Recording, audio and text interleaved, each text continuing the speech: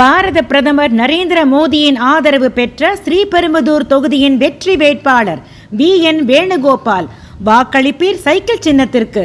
நீலகிரியில் தொழில் புரட்சி ஏற்படவும் நீலகிரி மக்களின் பொருளாதாரம் மேம்படவும் மோடிஜி அவர்களின் ஆசி பெற்ற திரு டாக்டர் எல் முருகன் அவர்களுக்கு வாக்களிப்பீர் தாமரை சின்னத்தில்.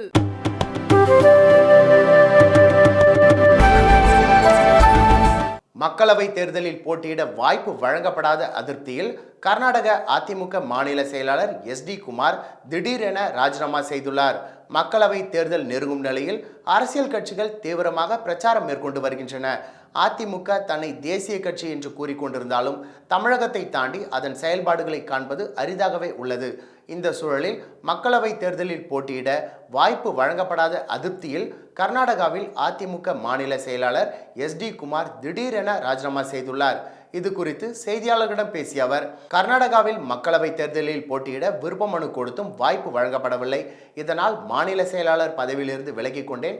யாரை ஆதரித்து பிரச்சாரம் செய்வதென்று தெரியாமல் கர்நாடக அதிமுகவினர் குழப்பத்தில் உள்ளனர் என்று தெரிவித்தார்.